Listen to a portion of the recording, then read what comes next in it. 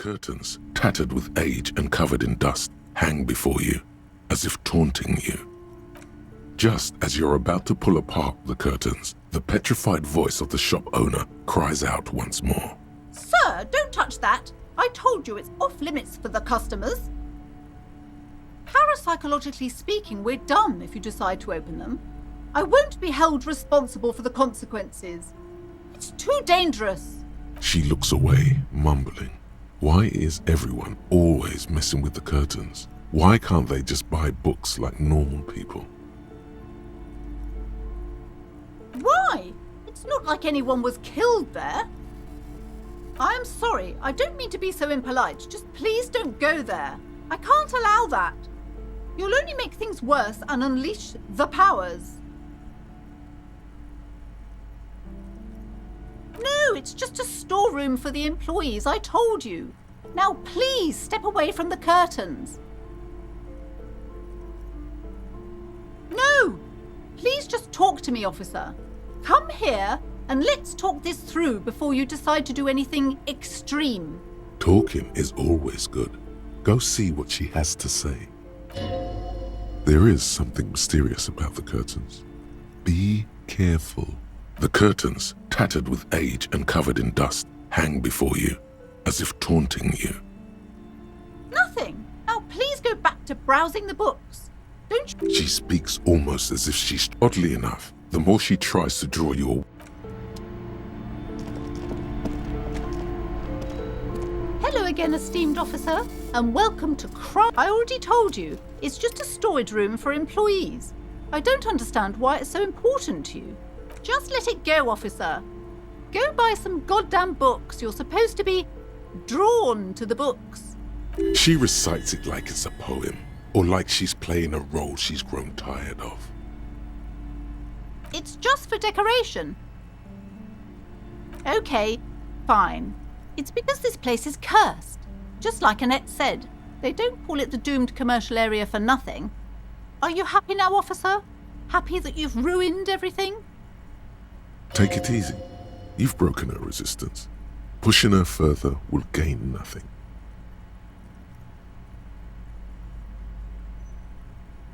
Yes, I've contacted numerous parapsychologists and even a pair of Simonese mediators. They've provided me with the wards. The wards help to keep the doom at bay and protect us against the darkness that lies further in the building, even though now I fear it's not enough. Oh, this? No, it's a special Himian amulet, blessed by desert pygmy shamans, with a spell of compulsion. It's to compel people to buy books. There are numerous spells cast throughout the store. I had the books anointed with a different inducement spell, for example. It's guaranteed to boost sales 15%. Desert pygmy shamans. That sounds like a rather questionable way to describe a group of people. Doesn't seem like the spell is working. There are no customers around except you. Sir, I am well educated in the commercial and esoteric arts. I know what to do and what to avoid.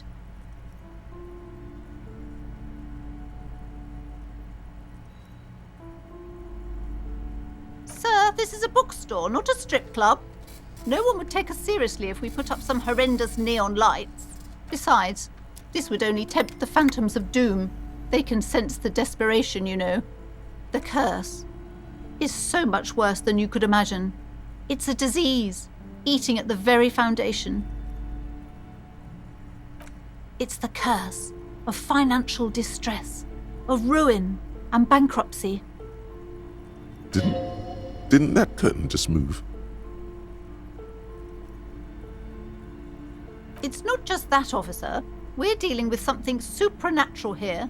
It's the cacodemons feeding off bad business practices and disappointing income statements. There's something wrong with this building, I can tell you. Ever since I arrived, I've sensed an eerie lingering presence, as if I was unwanted here. Most certainly not.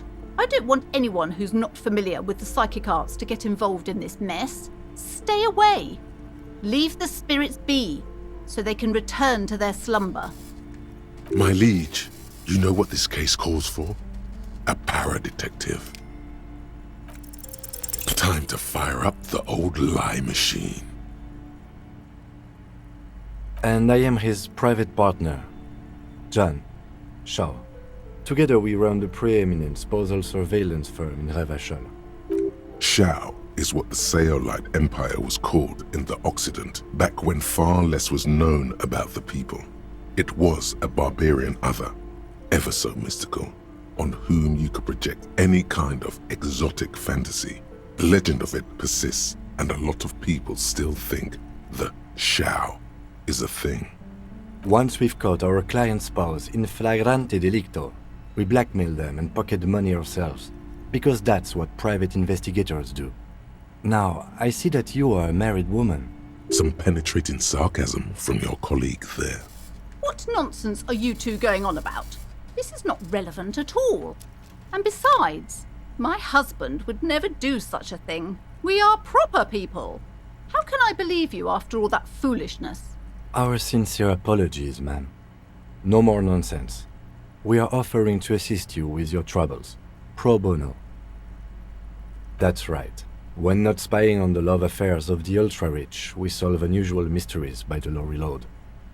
Oh my God! Will you stop with that incessant yammering? It's too much. If you wanted the key to the back door, you could have just asked for it. Absolutely not.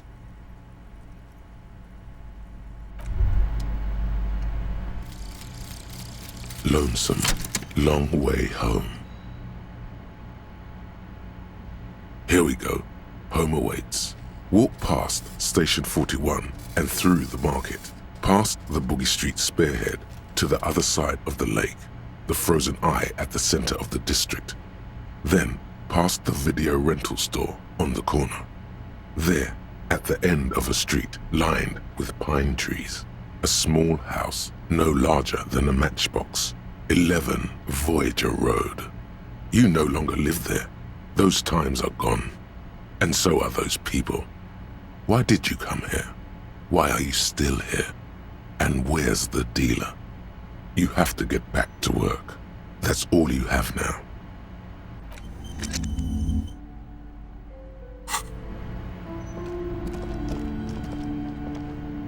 The curtains, tattered with age and covered in dust. You see a dimly lit room full of dusty furniture and trash. A doorway stands in the back, covered in dozens of scary little Seminese wards, your shadow looming over it like an omen. I warned you! You're unleashing forces beyond your understanding!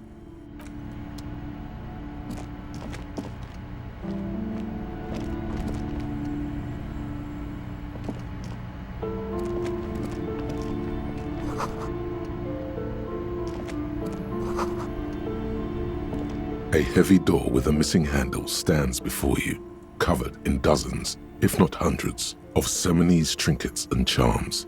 It appears to be locked. Only an echo. No one is there.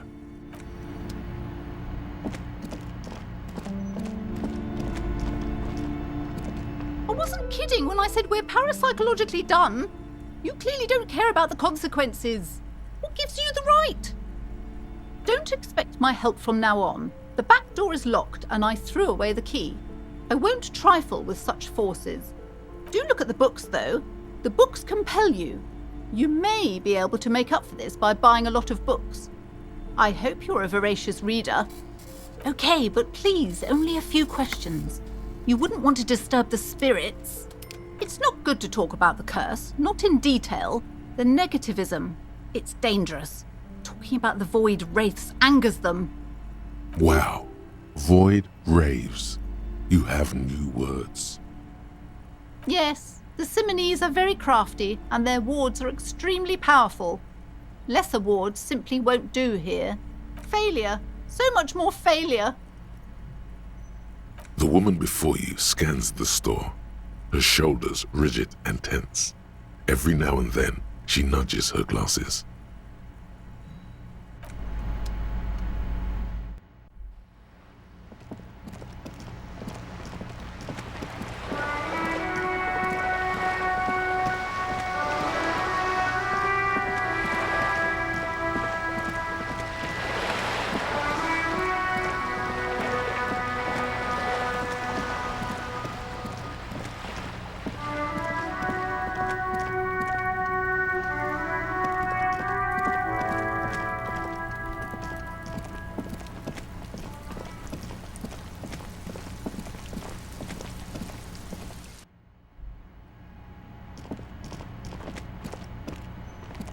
A row of mugs sits on the shelf.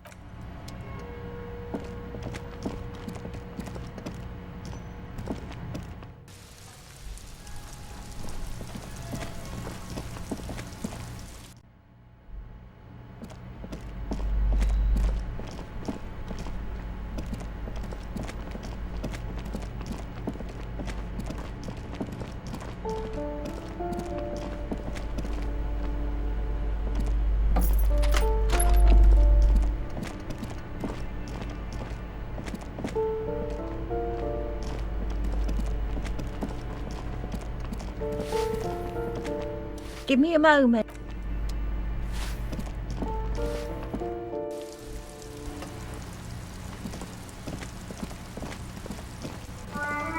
Hello again, officer.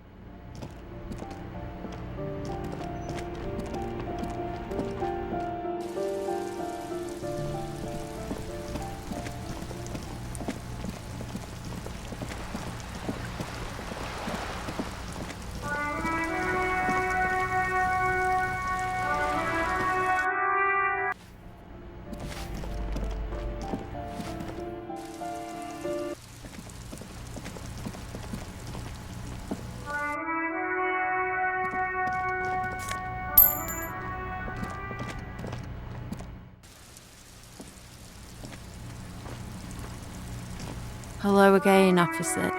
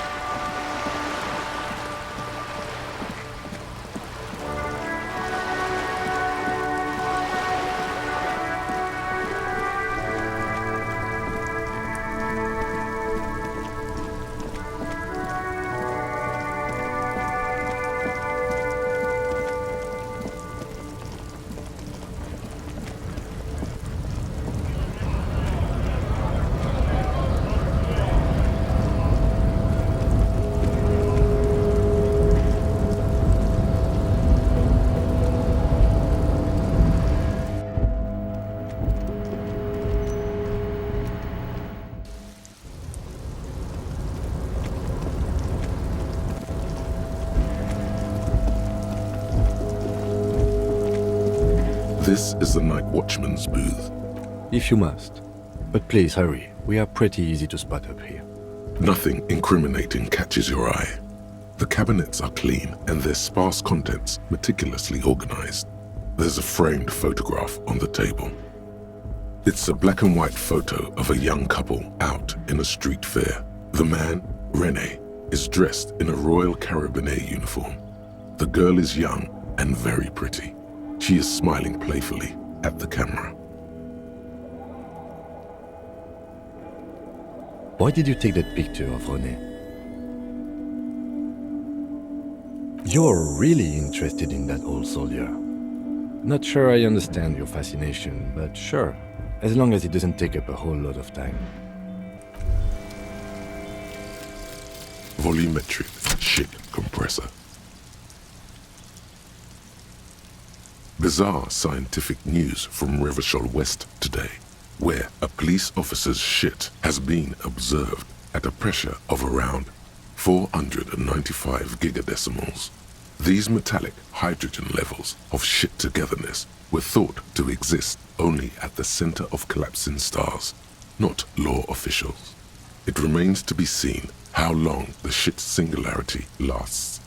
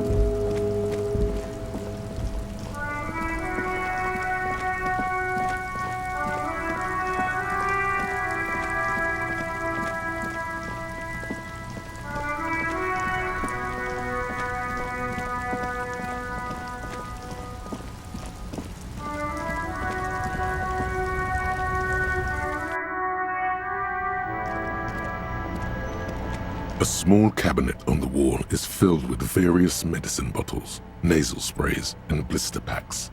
They all bear the same.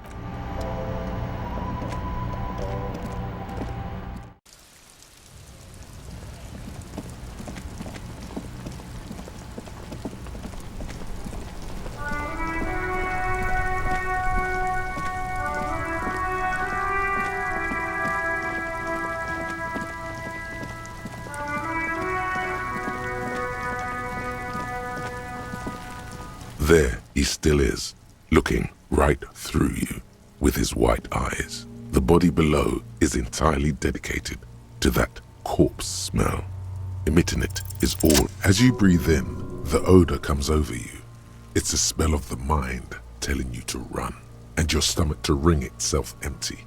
With your hands at your sides and your eyes squinting, you stand in it. It's a puzzle. What's hanging in front of you is a puzzle of decaying flesh, tattoos, and tendons. The man before you is naked, but for a pair of underpants and enameled boots. His skin is greenish, marbled with decaying veins, and blotched by lividity. A fading web of tattoos covers his chest and shoulders. The cargo belt used to fasten him to the branch above appears industrial in strength. The material appears to be ceramic. Its clean white stands in stark contrast to the decaying flesh above the knee. The man wore thick polymer socks, probably for padding. A fine array of interlocking plates covers them. Delicate and fragile, they feel alien to the world around you, out of place somehow. These are clearly not boots. They're armor, possibly part of a larger set. Indeed. Technically speaking, these are sabatons, not boots. Ceramic plate, zirconium dioxide, most likely. This is where the make would be. Under the heel, fair weather model T500 VE. I'm guessing that's vitreous enamel. This is advanced stuff.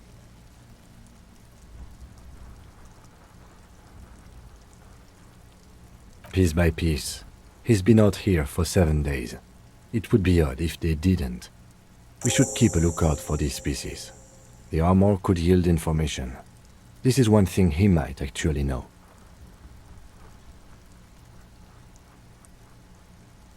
The sabatons dangle off the man's decaying form, ageless and synthetic. It is. It's expensive.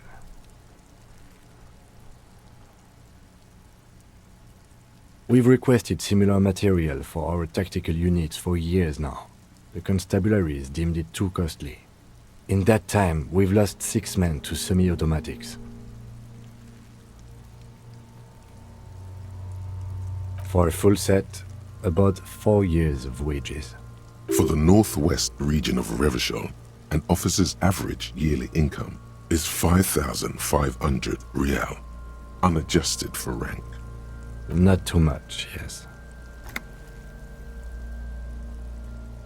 It's a sorry situation, I agree. Looks like he worked for a private contractor, like Evrard told us. Wealthy, with state ties. This is way above what we have. The cadaver slowly twists on the cargo belt, his torso covered in tattoos, and extremities blotched pink and blue. The hangman's knot is pulled tight by the weight of the corpse below. Yellow, hard-edged polyester cuts into his neck. Above, a sliding buckle ties the belt to the branch. This is a steel-reinforced cargo lashing belt, big brother of the regular cargo belt. It's used for tying cargo under 6-rotor airships. Airlifting. I thought it was used on lorries for strapping cargo to them. The local harbor uses 6 rotors to shuffle containers around. I get the sense they use whatever was on hand without paying much attention to not incriminating themselves. I was afraid it would be. Thin steel wiring, parallel strands. This makes getting him down more problematic than I had assumed. Right now, everything seems to fit their confession. A noose is one of those things that's easier to use one way around. That ladder can't carry a grown man. I didn't see any splintering either, did you? I think they lassoed the branch, then pulled on the belt to close the buckle. Could be. The shape of the branch supports the theory. The cadaver hangs from the cargo belt. Limbs limp, an intricate web of blue lines stretches across the torso, from the right shoulder to the solar plexus. Each time they intersect, a small white star is formed in their crossing. Hundreds of fading asterisks riddle his skin. Their concentration is highest around his heart. His corpse is marked by stars. Alcohol and heartbreak.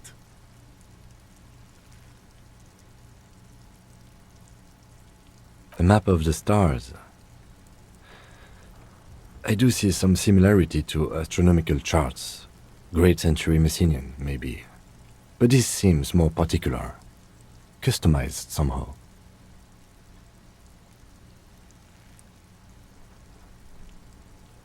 As if someone left out most of the night sky, filtering it through personal choice. The principle of this filter remains unknown to you. The thought dissipates, and you feel as though you were only half right. So am I. He takes a thin piece of milled aluminium from his coat pocket and pulls it open. Sounds like a sword being unsheathed. A small lens appears, some sort of camera. Shit, Kuno! What the fuck is that? An instant color camera. This is the first time he openly acknowledges the kid's existence. I have only 2 ampoules, so nobody move. I don't want to waste one. A sound, a shrill flash, followed by the breaking of a small ampoule of glass. You see streams of color pour onto the thick, glossy piece of paper, rolling out. In case we need it. It contains insight to the victim's person. This was a man of physical violence. The story he wanted his body to tell was important to him. It is his letter to us. Now, if you could find someone to decipher it. Here, a souvenir. Don't lose it. glassy-eyed corpse looks by, his mouth mute and his skin as colorful as the chemical rainbow on the photo paper, teeming with opportunistic organisms. His eyes are milky white and blind to the world, protruding comically from their sockets. There is no one home, just subaquatic terrors. Their dark brown hair grows on his head. His face is ready to explode from the organic processes inside. The death's head grin has passed. What remains is an unrecognizable mess. I'm gone. I'm a joke. Look at me. A killer. A motherfucker. And a killer. Go ahead, Cobbo. Into the wild pale yonder. In the past, way out in the west. What do you mean? It's the power of your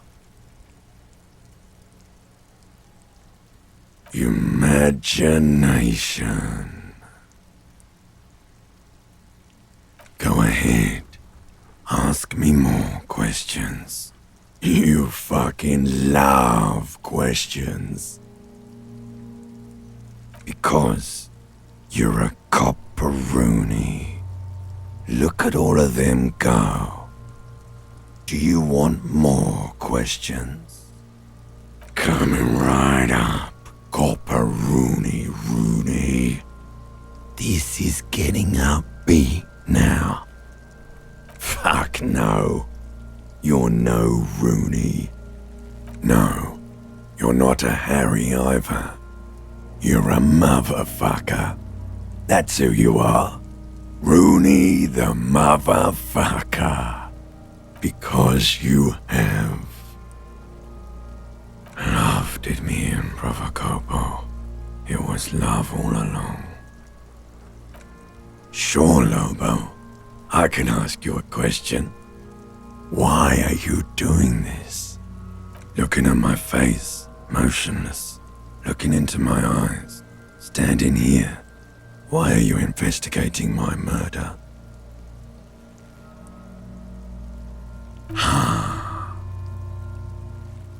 Something is on its way. Something hidden. It's coming. A miracle from the northwest, and it's almost here. You can feel it in the air, on your hands, the cold spring air smoothing them over. Come back later, Corpo. Amuse yourself with my frank manners and my memento mori features. If possible, also, see me in your dreams. As you narrow your eyes, the monster before you blurs into a violent mess of green and pink. This is a trick. You've done it before. Pink is where the blood settled in the first hours post-mortem. You can use it to see if the corpse has been tampered with. Does his position at the time of death match the discoloration? Only the lower extremities are pink with a dash of blue. His fatted hands, thighs, and his neck, just above the noose. The rest of the corpse appears dark green in the cold spring air. I see it. His neck too. The lividity goes right up his chin. We have good, well-pronounced discoloration here. The monster comes back into focus, an explosion of color, coursing with dark marbled veins. His stomach appears pregnant with something. Black liquid streams down his thigh and onto his boot. So, what do you think?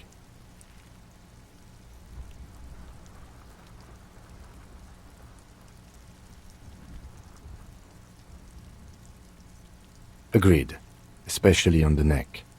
The belt acted like a tourniquet, keeping the blood in his head. The hypostasis supports a hanging. There's always a chance. We should check for ligament marks on his neck to see if they're in tune with the belt. We'll have to get him down first.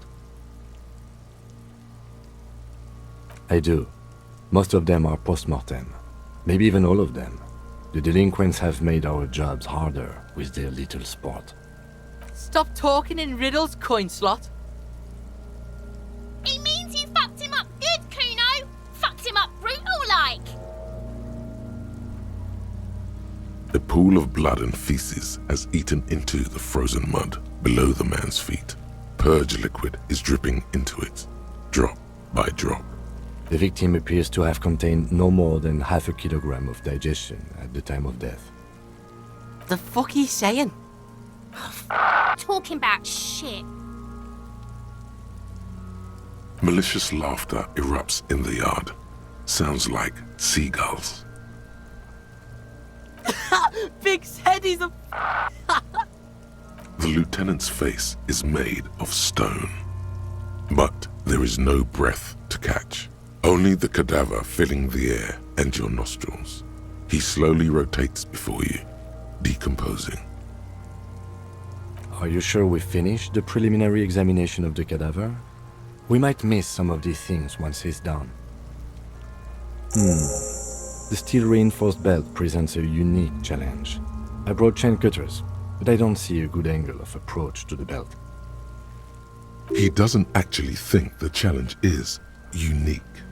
He thinks it's frustrating, annoying, and harder than he thought. The cadaver is a good 1.2 meters up.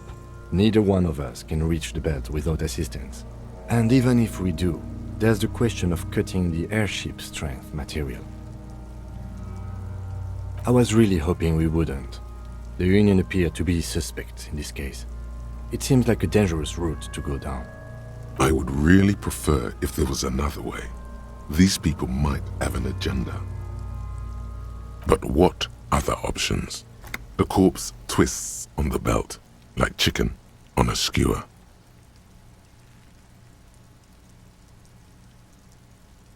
Climb up there and saw the branch?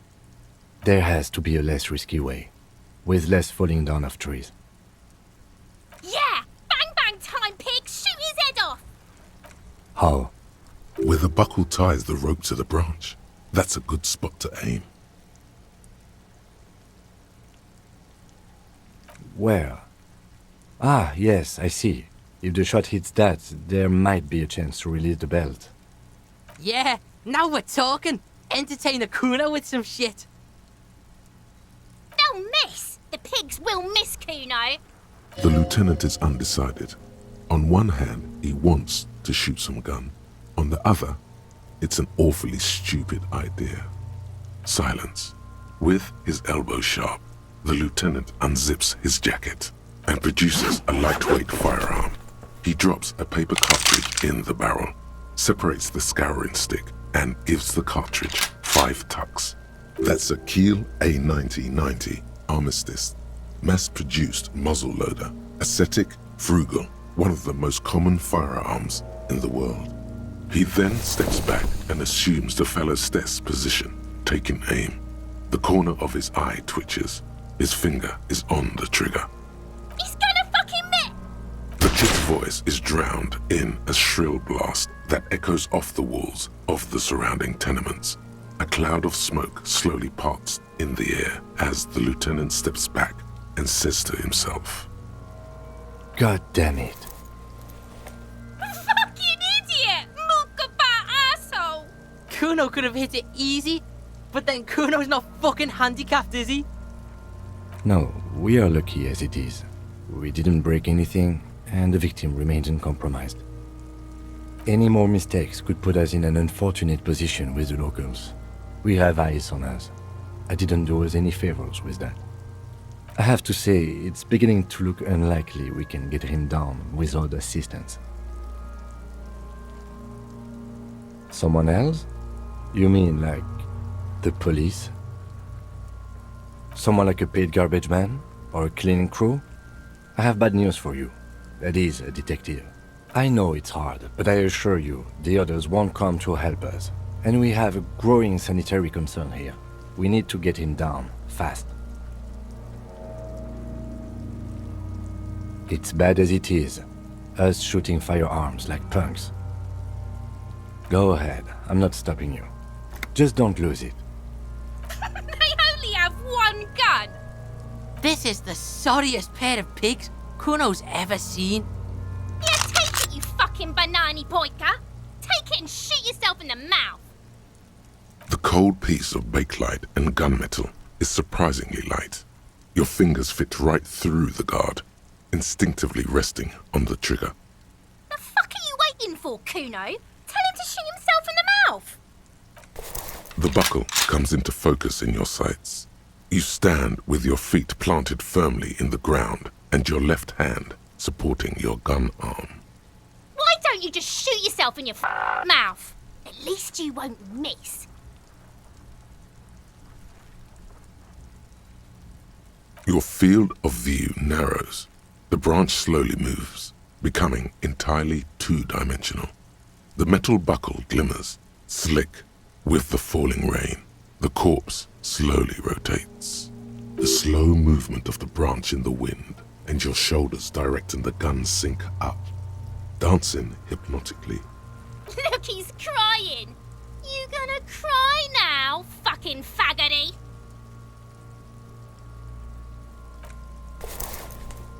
I agree.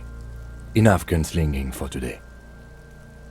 We need to go to the harbor and ask the leader of the Union to have it taken down. They have the tools, and they have men.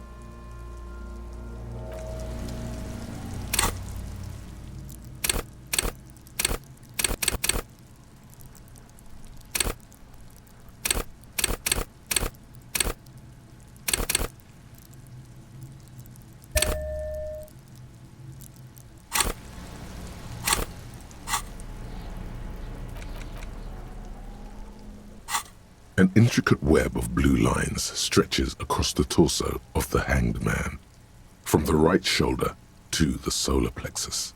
Each time the lines intersect, a small white star is formed in their crossing.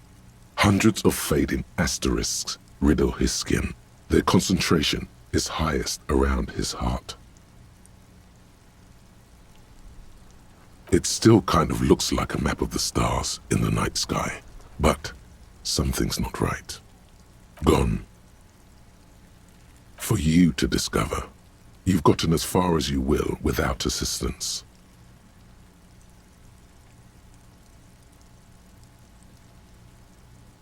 Someone close to the victim might know. Someone who knows about history could tell you.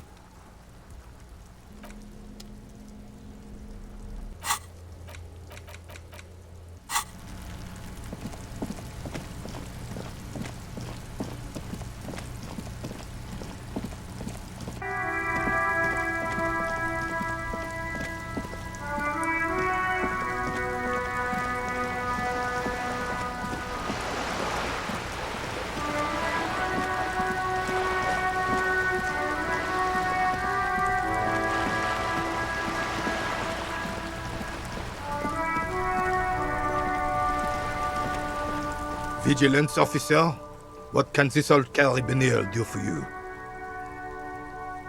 Yes, the Debardeurs Union pays me to stand vigil during the night.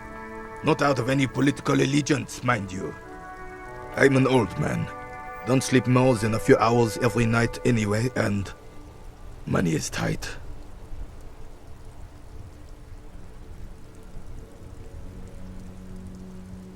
Yes, it does. Unfortunately, I wasn't working that night. Been on a 2-week leave since last Monday. No one. The bus has been unmanned since last Monday. There's no other guard. It's just me.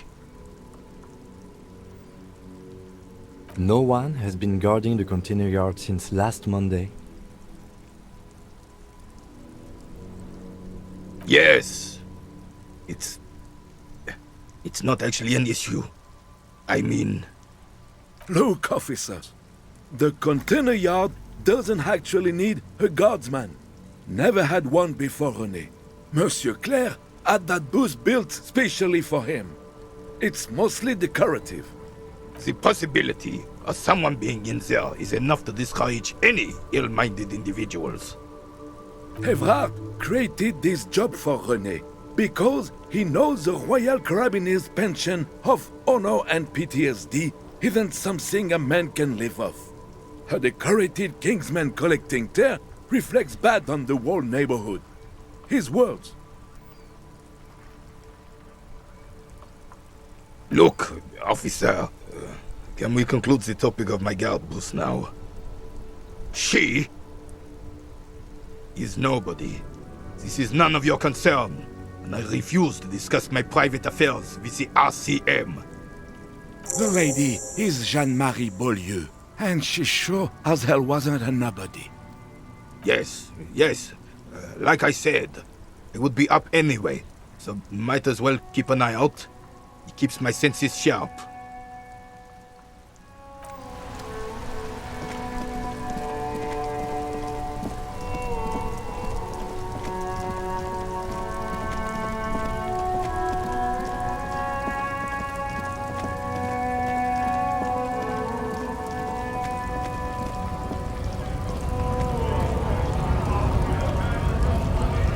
Right to work!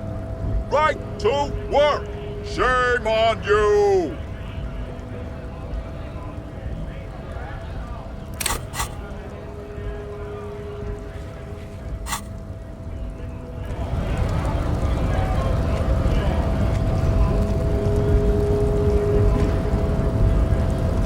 Hola, Wandering Man. How can I help you? Los Ardis? They're an independent militant group. A bit too high-strung, but it comes with the responsibility. They're sort of like you. Preserve the rule of law and all that. Except it's Everard's law. But really, they're just like you. Is he actually comparing you, an officer of the law, to some neighborhood vigilantes? Come on, he's just trying to keep the peace. The man whispers a jaunty tune. A coastal breeze ruffles his hair.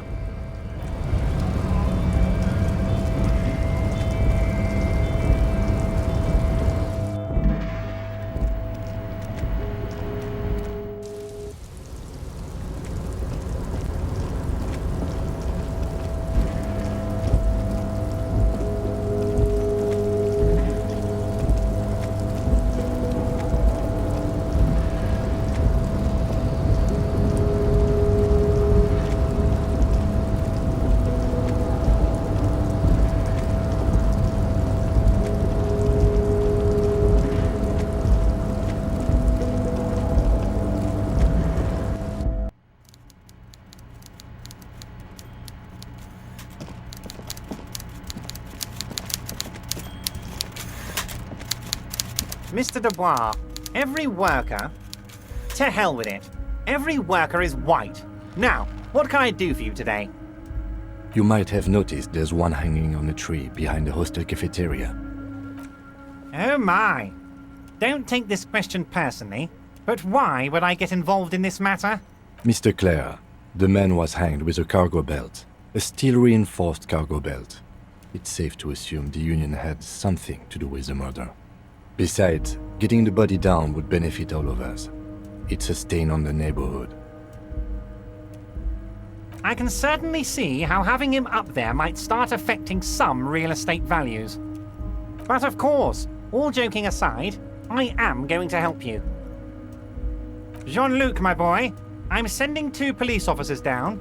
They have a dead body in a tree problem they need help with. Namely, they need it to be taken down. And, Jean, please take it easy with the race signs. He's had enough of that. You can find Jean-Luc down at the gates, but you already knew that. Anyway, he's going to help you.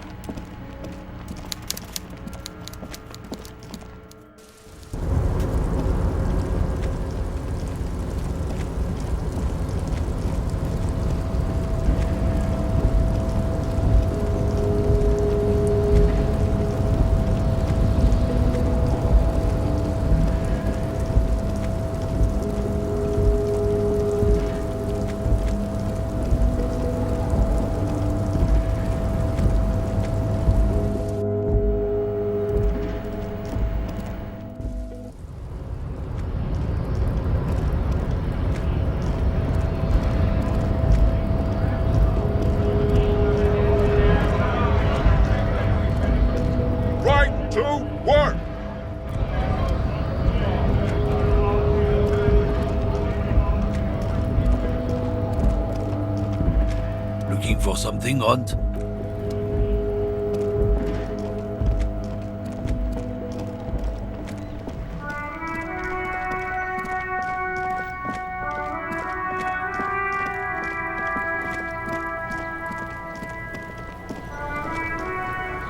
Fuck does Kuno care? Kuno.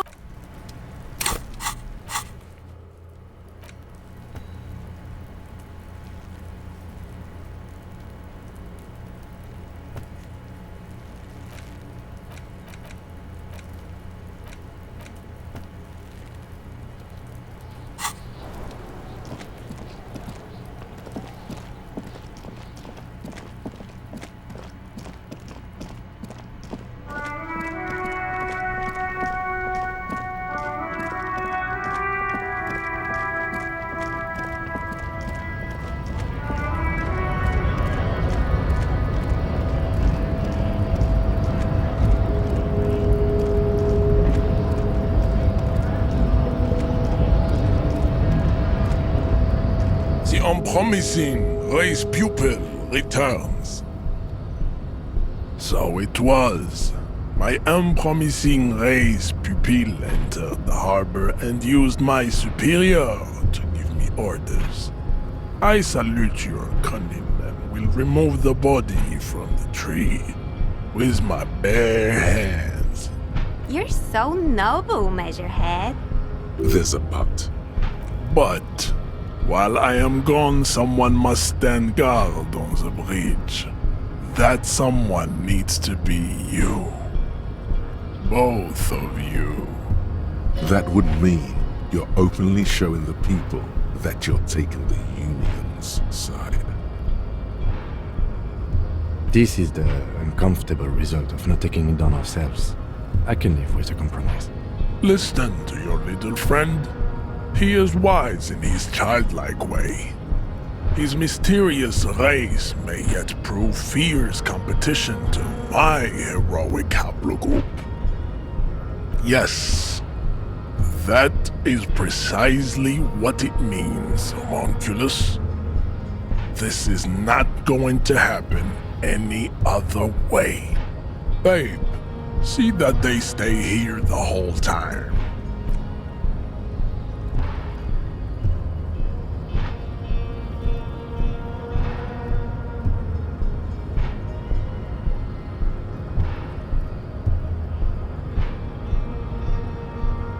The woman's gaze follows Measurehead as he leaves. So, you guys are like cops or something? Have you ever thought that maybe things should go to shit? I'm Katya, by the way. You hear that? That sound. He's breaking something. Yeah, Jean-Luc must be really tearing it up over there. I wish I could see it. Look at you! RCM rent-a-cops! Guarding that bridge like Everott's lapdogs! Is this where it's at now? The RCM is for sale! And who are you? What is your business here? Why are your clothes 4 sizes too small for you?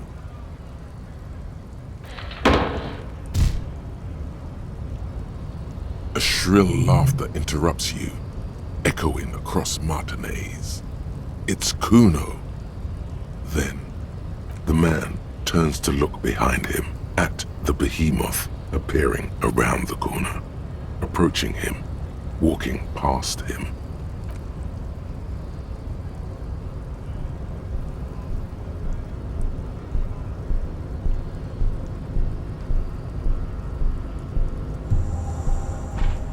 The corpse has been removed from the tree. Stand down and congratulate yourself.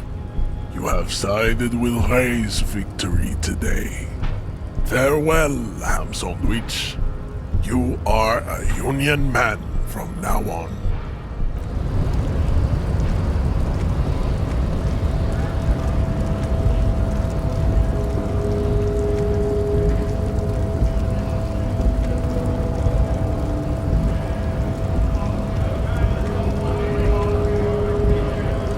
Right to work!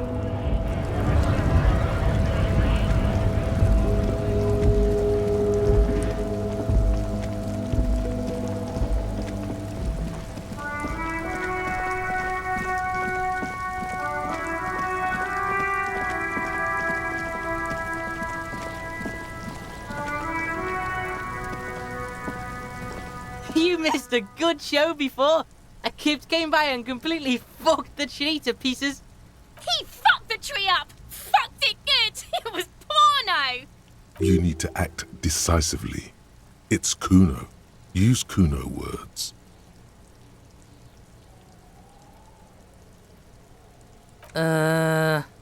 Stop choking, Kuno! The faggot has got you in a chokehold! Kuno's not fucking choking. Like fuck you did. Kuno's gonna keep saying kipped forever now. Kipped. Shit. The fuck did you want anyway? You got your fuck bag down. Now let's talk normal shit. Shoot that shit at Kuno, Pigonaut. Kuno doesn't fucking care. The corpse lies on the ground among the remains of an absolutely demolished pinewood branch. It's gently laid on one side. Mr. Measurehead has done a good job. Nothing is too broken or compromised. The victim is ready for a field autopsy. Yes. 1. Investigation of the scene. 2. Initial examination of the victim. 3. Field autopsy. 4. Transportation of the body to the morgue. We are on number 3. The RCM's 4-phase murder scene processing manual. The fuck are they on about? Cop's gonna cut his shit up! The lieutenant adjusts his glasses and takes a deep breath. Shoot, Looney Rooney. Do I remind you of someone? A child born with Muller's disease, harlequinism, grown up miraculously. You sure got out of that one, Coppolini. Come back later, Coppo. Amuse yourself with my frank manners and my memento mori features. If possible, also, see me in your dreams. Come on, officer. You know what a field autopsy is. You've done 100 of them. What you do know is, at 18.9 kilometers, the dormant shield volcano, Corpus Muindi, is the world's highest summit, and the failure of the 38 single, Et puis descend, to crack the top 20 was the death knell of disco. But what a field autopsy is, you have no idea. Unfortunately, no. They are better than nothing. Tell you what, I perform the anatomical side of things while you will take notes. In your paperwork, officer, just fill out the field autopsy form. You've lost your paperwork, haven't you? Now they only have one paperwork too. Officer, what haven't you lost? Yes, barely. I can give you my paperwork. There's an autopsy form there. Several, actually, but only if it helps move things along. Yes, well... It's okay to cry, Runkari. Right. The autopsy form is near the end. The dead man stares in silence as you crack open the ledger. The bright red paper is covered in boxes and lists, describing the condition of his skin and organs in 3 parts. Above those, an 11-field info form needs filling out first. It begins with, That's you. The corpse is indifferent to your scribblings, just lies there. The next box says, KK57-0803.0815. Next, NA. Next, NA. Roughly 50. Try 40. The damage is so extensive, it's better to err on the young side. He nods. Mondial. Fair to olive-skinned, from the Isola of Muindi. This is as vague as it gets. You might as well say whitish. The pudgy mess of curdled meat looks neither mondial nor anything other. Fucky! Male. pig's gonna have sex! Nor does he look male, with his pregnant belly and indistinguishable face. We're still going with March 4th, 51. What else? 9. Body identified by is non-applicable. KK 57 0503 0815 listens motionless, with the cargo belt still around his neck. Only one box remains. None, at least not after the initial examination. They'd have to have incapacitated and carried him over. This man was more than a match for untrained dogwalkers. We should start the post-mortem. The corpse cannot feel Kim's hand on his chest. It no longer meaningfully interacts with its surroundings. A thicket of boxes and lists on red copier paper tries to answer why. Clothes. The deceased wears armored boots and white briefs. The make of the briefs is Babrodine, I think. Let's see. See, it's happening! Babrodine, yes. Inexpensive. Size M. Color white. The disappointment is palpable. The red-haired thing was expecting something more lurid. The boots are ceramic, vitreous enamel. They are fused to his skin from blood flowing downward post-mortem. Removal of the boots is left for processing. Tattoos. The upper torso is covered in a single, continuous tattoo, resembling a map of the night sky. It reaches from the right shoulder to the heart. The ink is blue and white. The assistant has a color photograph of the markings, to be added to the case files as document A1. The photo is taken on the scene, using a Trigat Mini. The deceased has a belt for airlifting cargo around his neck, tied with a hangman's knot. Color yellow. Length 3 meters. There is a buckle on the other end.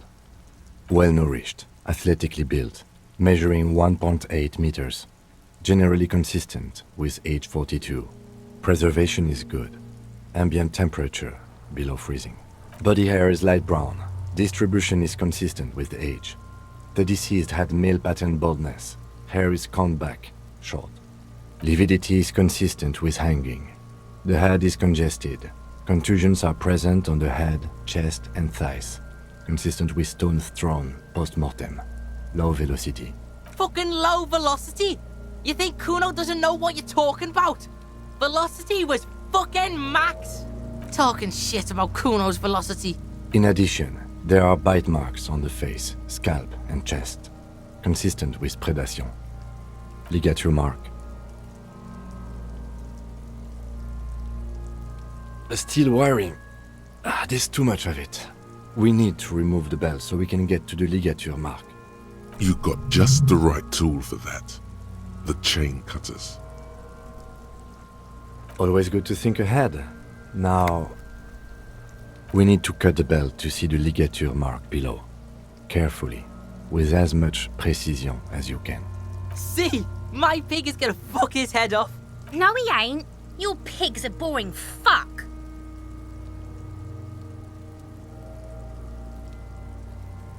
The belt is equally tight around the whole circumference of his neck, swelling over the edges like white bread rising from the east. After some deliberation, you sink the cutters into the knot tying the belt together. You squeeze the rubber handles together, sweat forming on your brow. Snap! The knot is slashed. Another cut and the belt falls apart like a flower bouquet, revealing the dead man's neck and the dark red ligature mark around it. The rope rises to a point, leaving a gap in the ligature mark. The suspension point is in the back of the neck. Hemorrhaging is observed on the skin, above and below the ligature mark. The mark is well pronounced, consistent with a drop from 1 or 1.5 meters. Chest is intact, normal contour. Abdomen is protuberant. Pelvis intact. Genitalia... No! It's gonna happen, see! I fucking knew it! Genitalia is male and unremarkable. No evidence of injury. Back is symmetrical and intact. Upper and lower extremities are intact, but asymmetrical. There are combat injuries on the right hand, thigh, and hip. In addition, I see smaller, residual scars, too numerous to count, covering about 30% of his skin. From wounds sustained over 2, maybe more decades, dispersal and accumulation indicates long and active combat duty. We have a real museum here. Of battles, wars. Last item. Hands. Hands are clean. No sign of a recent struggle. Maybe I'm just not seeing them. Honestly, this stench is making it hard for me to think at the moment. Ooh. That's all for the external. Well done. What next? Central nervous system. I have nothing. Do you have anything on this man's central nervous system? Of course, there is a moral to be drawn from it. A moral to this story. What would that be? The dead man looks, too, with barely contained excitement to hear the moral of his story. I think that may well be the moral of every story, officer. Good. Musculoskeletal. Purge fluid is coming from the mouth. Not injury-related. Eyes and tongue protuberant. Hyoid bone. Let's see. With his eyes almost closed, the lieutenant puts his hand on the dead man's throat and begins to massage it, gently. A rotting smell erupts from the mouth. Purge fluid runs down his lips, black and viscous. Yeah, jack that fucker off! The hyoid bone is fractured. The rest of the musculoskeletal system is intact. Unremarkable. Respiratory system. Oral cavity shows no lesions. The victim has received dental implants, possibly after a combat wound. Mouth swollen. Hemorrhaging present in mucosa of the lips and mouth. No scream, no sigh of relief rises from the darkness inside. It's humid there. Sickly sweet air, unlike anything living. You feel like you're about to throw up again, straight in that mouth of his. It's hard. Once more, you taste stomach acid in the back of your throat. A contraction. Your throat pumps a little something from your stomach and into your mouth. You're forced to swallow, just to keep looking. Inside, you see darkness. Just a mess of meat and darkness. There are ancient mysteries down there, Kobo. Ask me later. Hemorrhaging present in mucus. Hepatobiliary, NA. Are you a hepatobiliary expert? Same for toxicology and serology, NA. Cardiovascular. The body exhibits heavy lividity. Blood has gathered in the hands, feet, and neck. Hypostasis is visually consistent with the hanging. Gastrointestinal. This will do. Digested semi-solid food in stomach. Voila.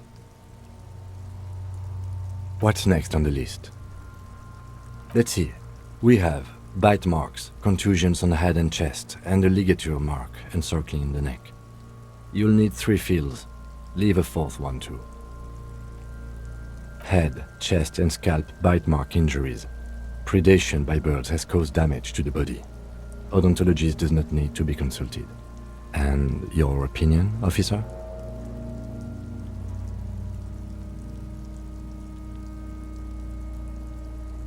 Agreed. Next injury? So, the scalp bleeds from a post-mortem head injury, a stone. The injury does not have the rim of an early inflammatory response. The perpetrator on the scene has confessed to causing it post-mortem. At maximum velocity, fucko! Has confessed to causing it at maximum velocity. Coagulated blood sticks to his scalp and chest, where the countless stones have hit the dead man. Beneath, the description of injury. 2 boxes. Right. Next. A dark red abraded ligature mark encircling the neck, with a gap on the nape measuring, let's say, 7 centimeters. The hyoid bone is fractured, the cervical column intact. I see hemorrhaging on the skin, above and below the ligature mark. Depth of the mark, 1 centimeter. No signs of clawing on the neck. Below the note, 2 customary boxes wait to be ticked. The man's head jerks to the side. The ring around his neck is visible. That's it. We have established cause of death. It's not much, and it leaves much to be questioned. But it's a start. Let's wrap this up. I pronounce this field autopsy over. Well, we established probable cause of death. Some would say that's the goal of an autopsy. We were thorough with the list of injuries too. We described them all in detail. What is there to say? Given the circumstances, it was a professional field autopsy. Now we put him in a body bag and I drive him to Faubourg for processing. The lieutenant looks at the dead man one more time, then at his notebook, then at the corpse again. I'm sure we didn't get everything. There's always something.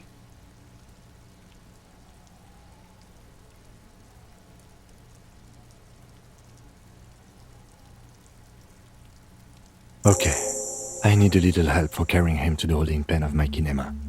I can take care of the rest. Continue working here. The locals, the case, or attend to your own business. I will meet you downstairs in the Whirling in Rags tomorrow morning 7:30 sharp. This means Lieutenant Kisuragi will leave the party until tomorrow morning. You're free to do side tasks and even the main case, though it might be more difficult. If you have nothing to do, read books or sit on the bench on the plaza.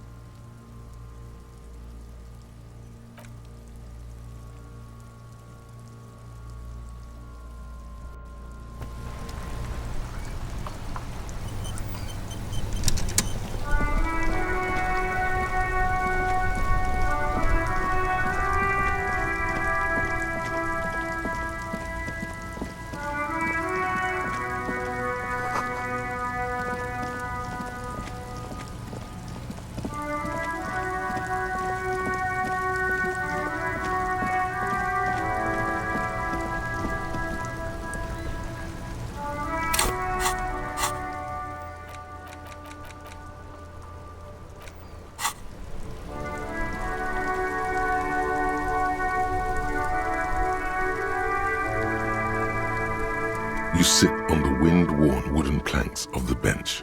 Your feet ache. Time pass, darkness ahead. You don't even know what.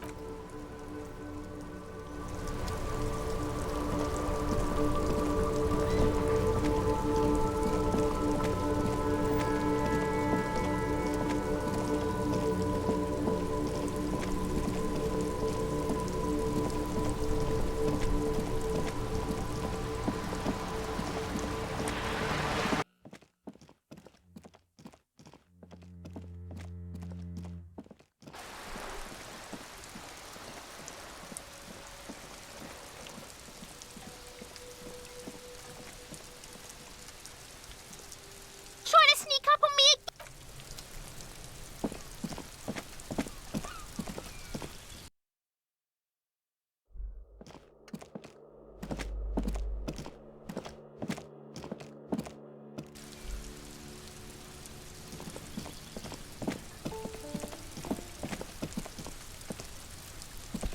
Gendarmerie, you found me. His slender figure is backlit by city lights, its distant streets and motorways flashing like diamonds. Beautiful. So tell me, are you here to make things right again? Beautiful. I have some good news for you. My Sunday friend is visiting me tonight. I told him about you and he'd like to say hello. Step in. He's already waiting.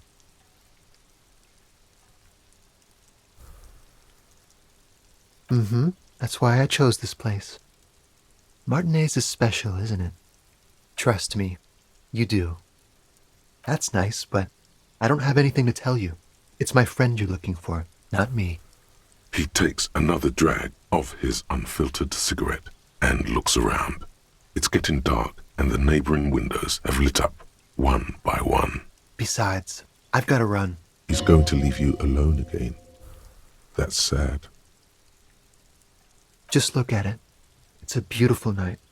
Who's going to stay in on a night like this? We'll talk.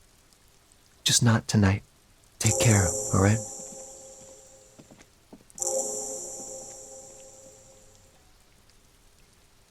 And he's gone again. Looks like it's becoming a theme for him.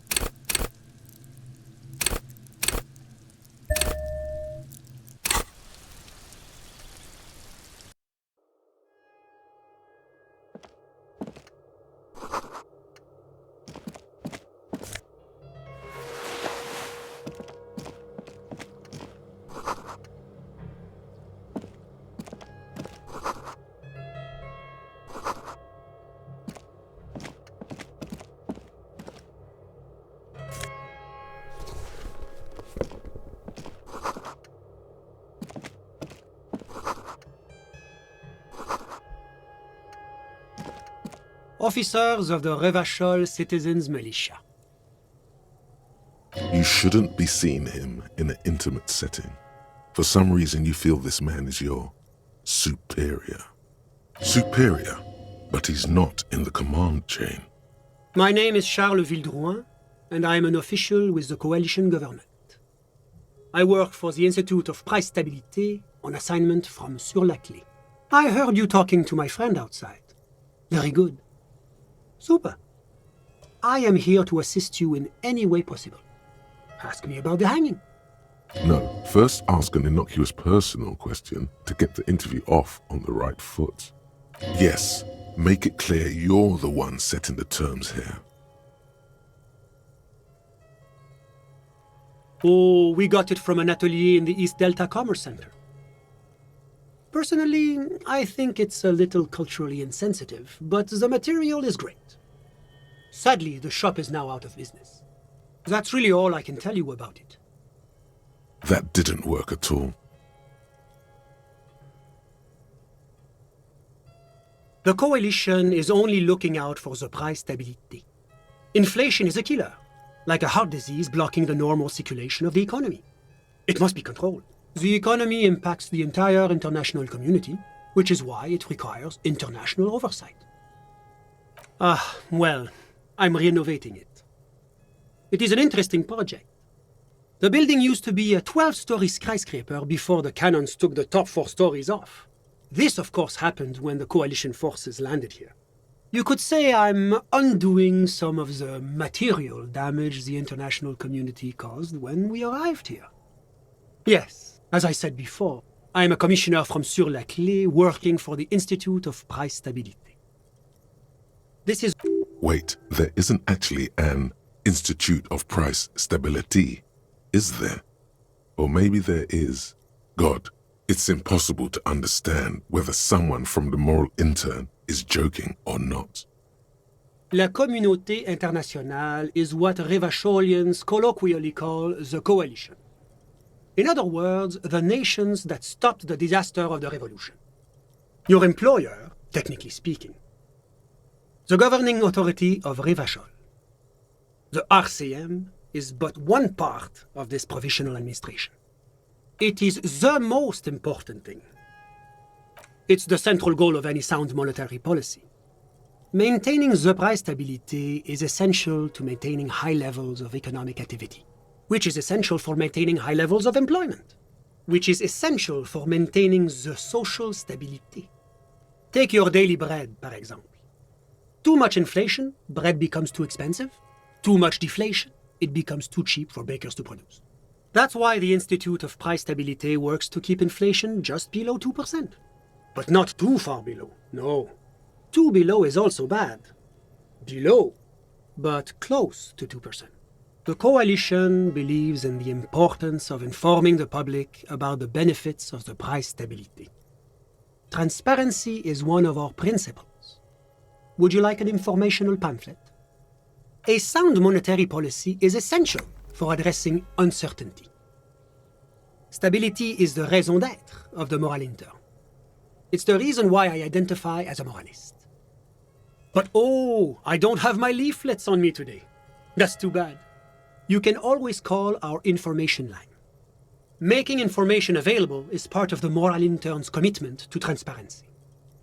It's the international organization for moralists, hence Moralist International.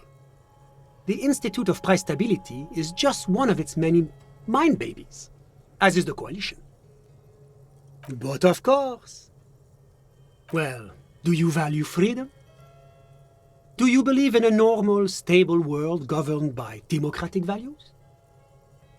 The Occident is part of the normal world. Oranje, sur la clé. Martinez? No. Martinez is something else. Rivachol is generally difficult.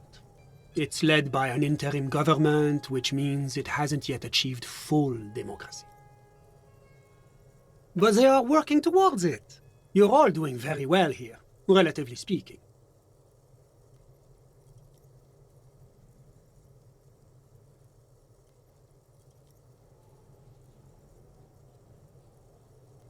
Is this option D usually the most reasonable answer? Not boring, my friend. Responsible. Moralism is all about compromise and achieving the achievable. It's pragmatic, realistic, and level-headed. An ideology for doers. Are you a doer, my friend? It looks to me like you are. Now, enough of this delightful political interlude. Was there anything else you wanted to ask? What's there to say? Sur-la-Clé is a modern, urbanized country that measures very high on the Human Development and Freedom Index. Mostly, though, it's known as the executive heart of EPIS. Moreover, it is a great sponsor of less emerged countries. Revachol is only one of its many darlings whose progress it supports and cherishes. Darlings? That can't be an official designation. Because a great percentage of Revachol's culture hails from Sur-la-Clé.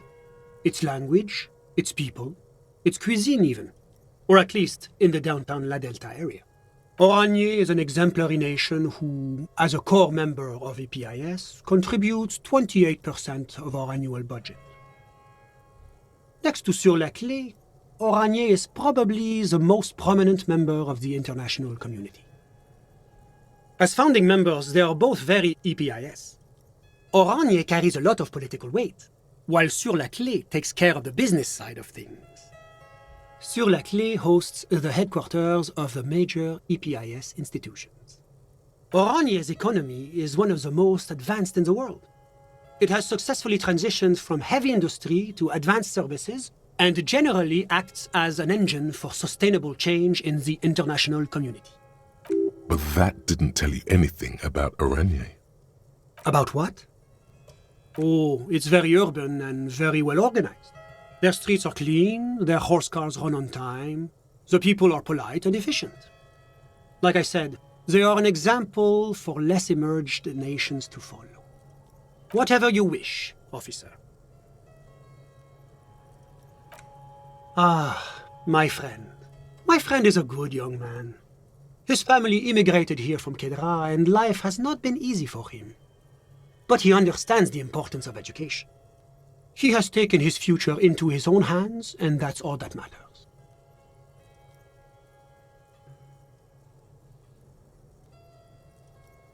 Kedra is a candidate member of APIS. But, between you and me, their potential membership is a more contentious issue.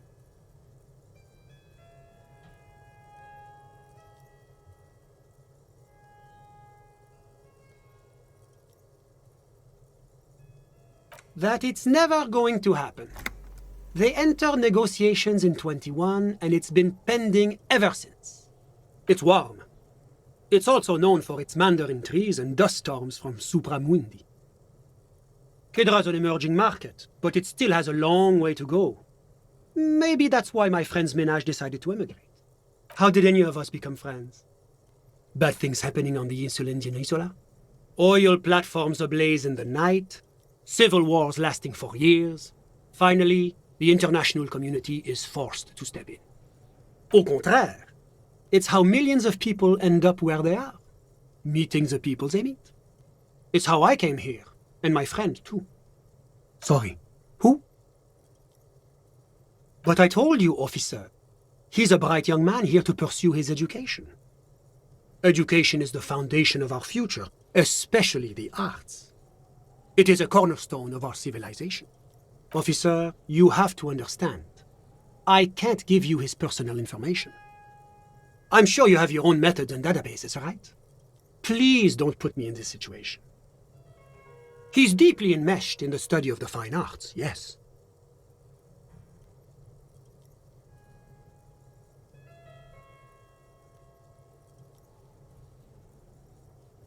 As though you weren't envious enough of the boy as is.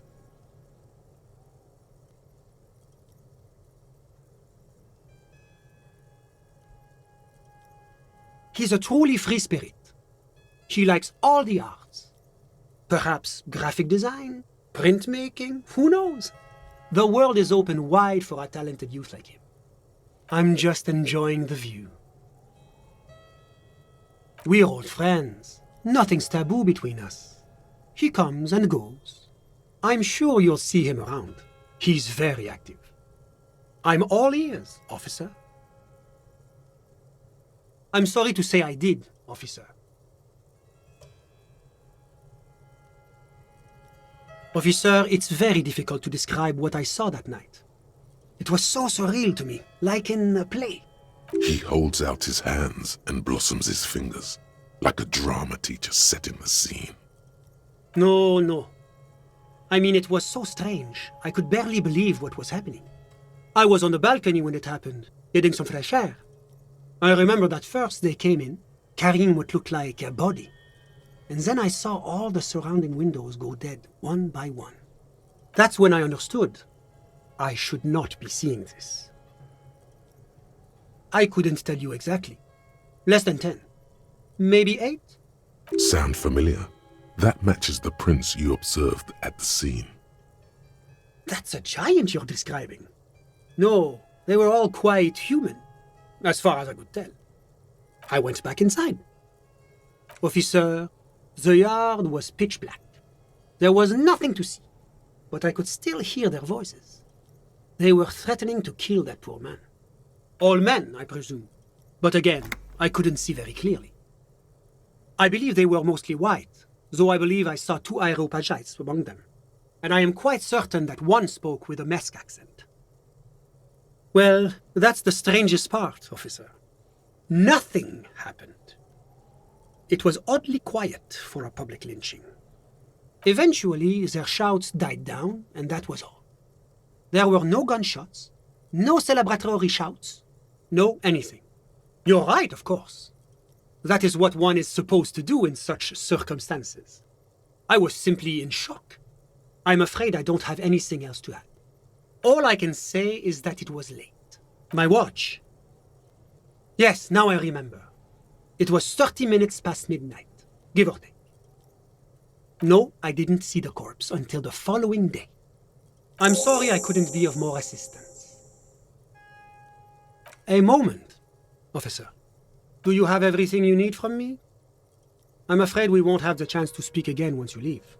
It's against diplomatic best practices for an official in my position to be discussing murders with local militiamen.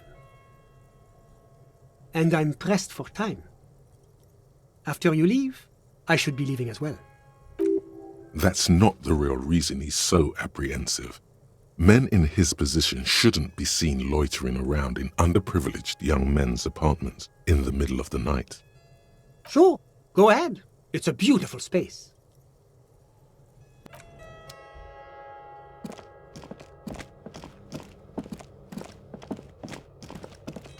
Was there anything else? Of course. I'm glad I could help.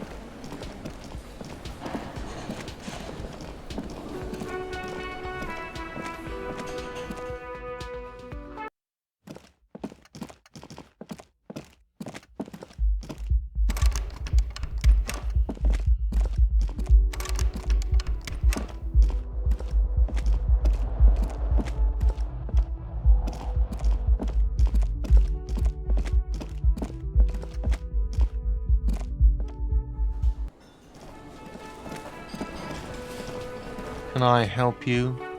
Got the 20 real? Good. You got the room for the night, but remember, you'll need another 20 real tomorrow.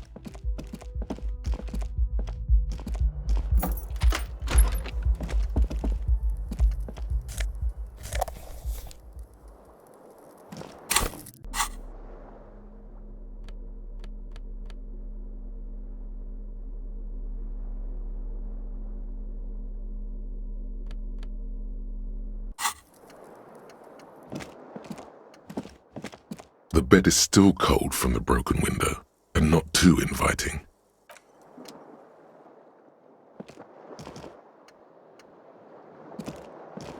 The window stands broken in its frame. You see some lights shimmering outside. You see some light. The bed is still cold from the bed is still cold from the wind. Here we are again, my broken bud. The waves are coming, carrying you away. But you can't go. No, you have to stay. Always half aware of yourself. You're not cooperating, brother man. It's your disgusting body. Even through your sleep you feel a vague discomfort suffusing it. Your belly and your sides are unpleasantly tender. You wish you could curl up into a fetal ball of safety. But you cannot, because of the pain. That pain in your right side is your enlarged liver, by the way. As for your kidneys, you've really been compounding the damage lately. But this suffering, it must have some kind of meaning. A story that will come out of it. Perhaps even a story that you will write yourself. Now you've gone off the rails, baby. Now you're stuck sitting here by the tracks, admiring the wreck around you. You just can't help it, looking at yourself. The sum total of your accomplishments. You're just stuck here, in the half-world. Could try looking at other people, really looking. But why would you want to start doing that? How many promises have you kept lately, Sir Harry? To the great see-through world. The tenderness. Thou art honorable and just, sire. 'Tis the snakes who are vile, hissing in the grass. Women, it's the women. Look out for the women. They're oath breakers. Come now, humans have earned your trust, and you theirs. What do you think you're doing right now? Coming to some greater awareness? Look at all these lights, blinking in and out of existence. Thoughts! You're just pretending that you're asleep, even to yourself, while the world goes on without you. Let it. Let it. But it never seems to let you go, does it? Time to rise and wipe that shining sweat off as best you can. Gather your bearings. Rock and roll. Put on your prettiest face for the masses.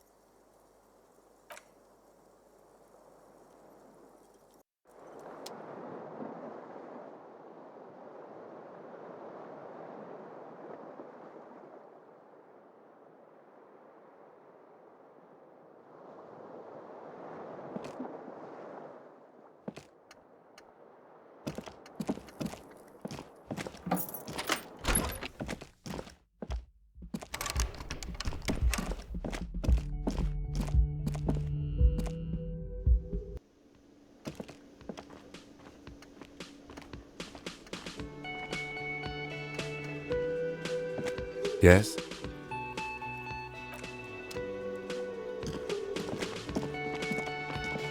The woman in an RCM patrol officer's uniform winces as she notices you. I would really prefer not to talk to you right now. A patrol officer is the lowest rank in the RCM, below lieutenant and sergeant. Yes, I am. I'm definitely not the cavalry. I don't know. I mean, why would I want to talk to you?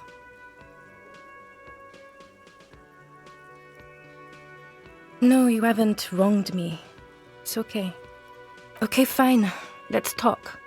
What did you want? What does one talk about with a fellow officer? What precinct?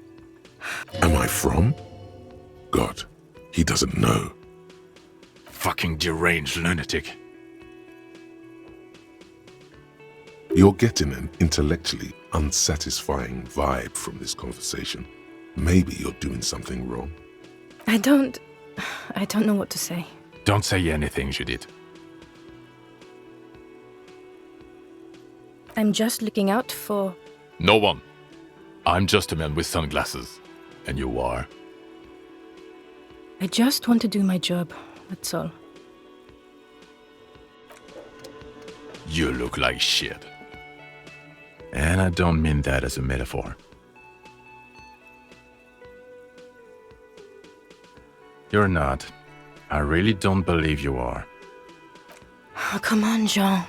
It looks like it's been a rough week on him. It's not just this week. What you want? There's something about this guy that matches with a face in your head.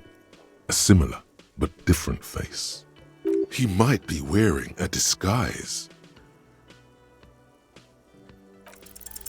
There's something that binds you to him. Some kind of an outfit, maybe. A uniform. The police of animals, yes. Of course, you don't have to. You can talk about anything you want. I'm not getting involved in this. It's not my style, he thinks, glancing at the man in sunglasses and the woman beside him. Oh boy, they're mad at him. No wonder. He just doesn't recognize them. Yes, it's a hobby of mine.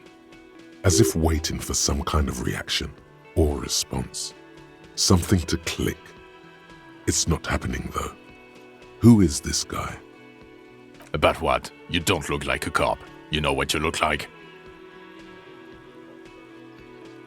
I don't know. A sad stack of shit next to someone far more proficient? He didn't answer your question.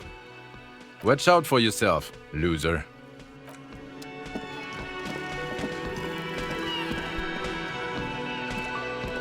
Hi, gendarme. Another rendezvous. Hello, hello. So what brings you here? Admiring the atmosphere. What about you, officer?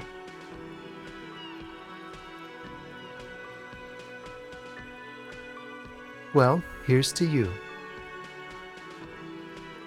Oh yes, let's see. He knocked on my door a few days after the lynching. I think he was going through the entire building, asking questions. Nothing. That I didn't see anything. Why shouldn't he? What friend? No, I don't think it came up. Muscular, handsome, strong, like one of those military types. Yes, but he was speaking to someone on his earpiece. Yes, you know those tiny speaker microphones that fancy security guards sometimes wear. Just reporting back whatever I was telling him. Oh, let me think. He had an accent. He sounded like one of those mercenaries. He sounded vaguely Oranese. No, not vaguely, scratch that. He sounded definitely Oranese. Sure. Anything else on your mind? You did? And how did you like him? Aw, shoot. Why not? A visitor from the first world. He's not like you and me, gendarme. He can always return to his opportunities in Occident, Sur la Clé. Still, his coming and going brings some life to the village. Or is it just money? I don't know. Friends, I told you. Sunday friends. Friends who like to get together from time to time. Bet he won't be there when times get tough, I guess. It is. On Sundays. He has keys. And he likes the view.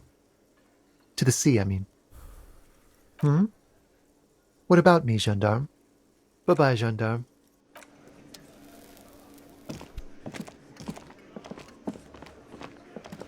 Yes?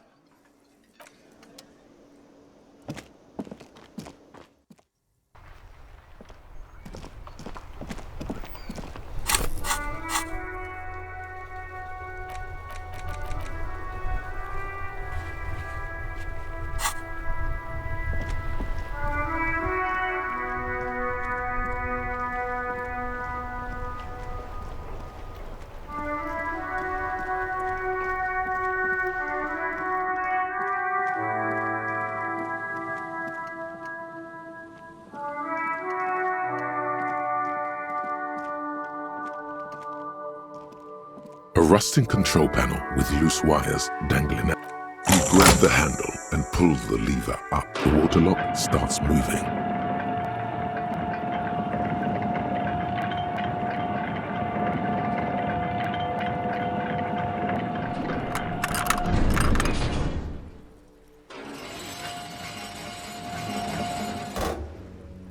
All right, we can go to the coast now.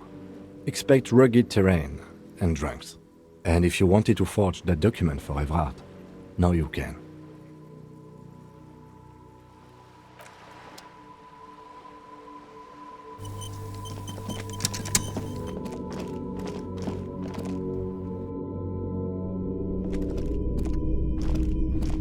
Hello, hello. Let me know if I can help you with anything. Sure, let me have a look. I'm not purchasing any more clothing at the moment. Another time, perhaps.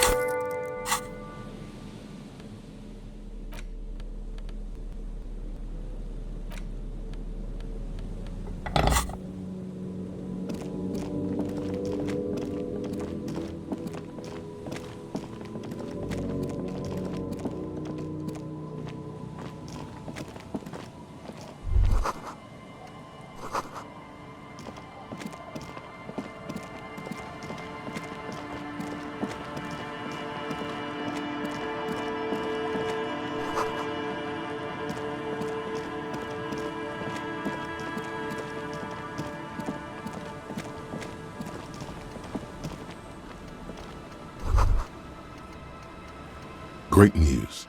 The boat is big enough for a grown man like you to fit underneath it in a supine position. Huh?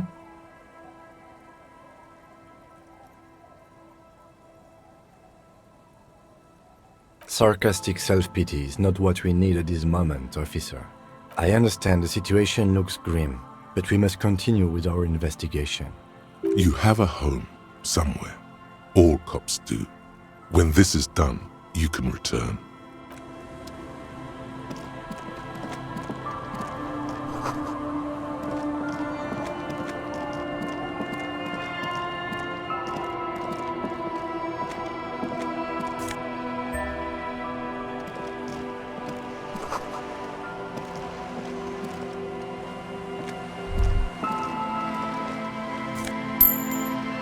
This is it, the scene of the party. The fire pit. Cigarettes and empty bottles all evidence it. Looks like they were here a while, judging from all the bottles. The sunken motor carriage provided them a focal point, like a goose ice sculpture or a chocolate fountain. Looks like it.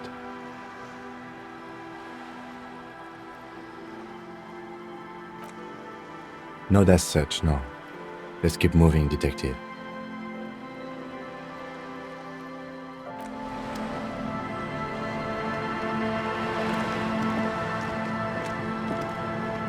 A banged-up motor carriage lies half-submerged in the icy water, slowly sinking into the Insulindian Ocean. Only the cabin top, rear wheels, and the engine remain visible. It must be cold and lonely down there, in the icy water. My guess is it started its journey from the plaza, where it backed through the fence. I agree. We should definitely investigate. You get a sudden, sinking feeling. Stomach acid comes up as you look at the motor carriage in the deep, dark, cold water. The ice hasn't closed around the vehicle yet. My guess is it's been here since last Saturday or Sunday. The estimate is correct. The incident probably occurred on Sunday evening. The logo is too deep in the murky water. You can't make it out, but you do see a monkfish float by. The motor carriage is properly stuck in the ice. Getting it out would require a team of specialists. Let's wait for the low tide and see what's inside. Great idea. Then we can get the things inside. The joyrider must have left something good inside. Guns, papers, maybe a cool jacket. A joyrider jacket. A joyrider jacket? You feel a strange connection to this joyrider. Maybe he's from some kind of joyriders district and likes blue and white racing livery, like a cop would. I don't know. An hour or two, tops?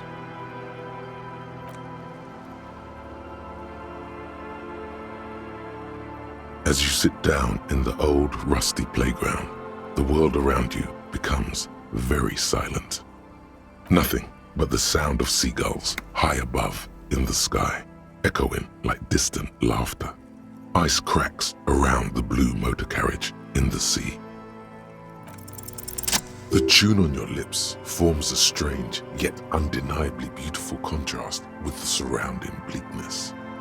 The lieutenant gives you a quick glance, then, still looking straight ahead, he joins you with a higher pitched and slightly more melodic trill. Two birds on a wire, whistling by the seaside, looking at the water, and a sunken car. The clouds pass in the sky, and the shadow of the swing moves like the hour hand on a timepiece. 30 minutes have passed.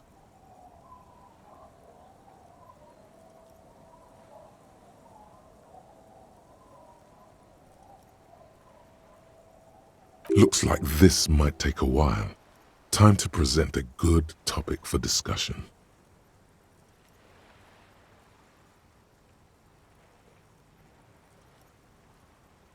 Well, historically, leeches have been used to prevent and even cure many ailments. Okay, he's thinking. I can do this. Let's do this. Who'd want to sit on an anthill? There are no therapeutic benefits to... Well, napalm ants, for example, are used in some rites of passage rituals. Clouds on the horizon grow darker, and the shadow of the swing set keeps climbing. You hear the distant rumble of the city. 30 minutes pass. God, I hope so.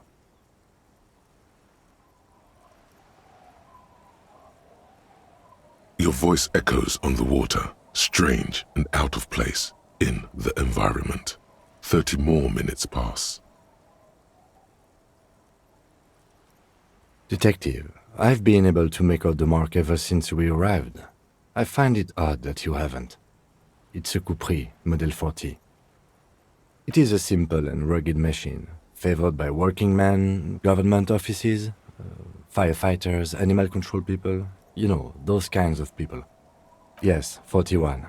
What do you think it stands for? It's as if he knows what it stands for. but wants you to say it. It's pedagogical. Does he know something about the driver of this vehicle?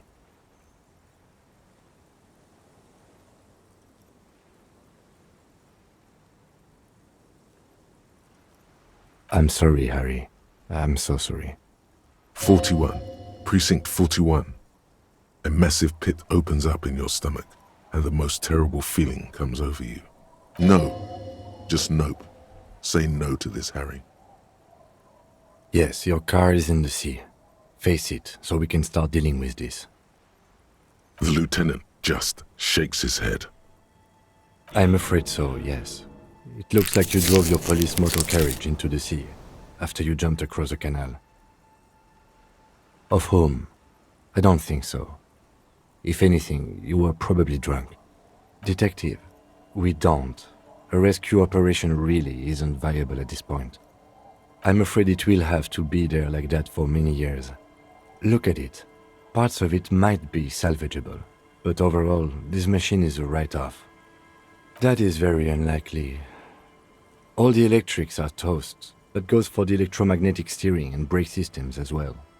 You'd be lucky to find one undamaged component in there. In a few months, there will be nothing but rust left of this vehicle. It'll be cheaper to buy a new one. Well, not cheaper. This motor carriage costs 40,000 real. But in the long run, it still makes more sense to buy a new machine than try to refurbish this. Let's face it, this is a substantial loss to your district's budget.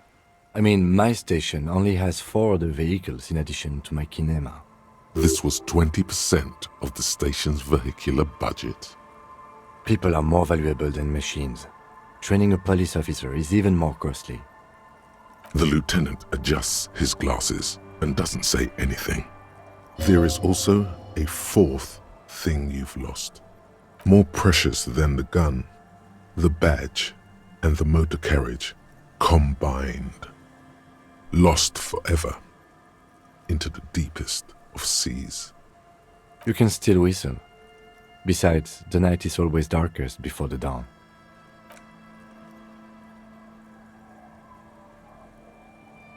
Yes, let's go take a look.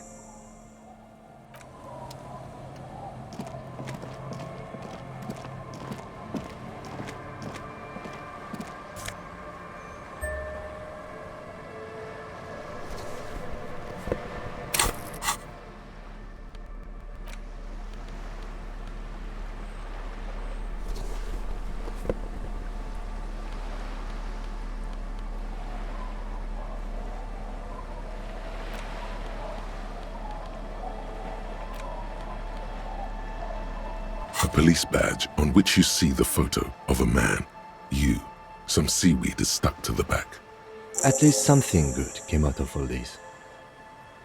Encased between 2 durable plastic sheets is a bluish card with lines of information and a watermark in the shape of the street grid of Revachol West.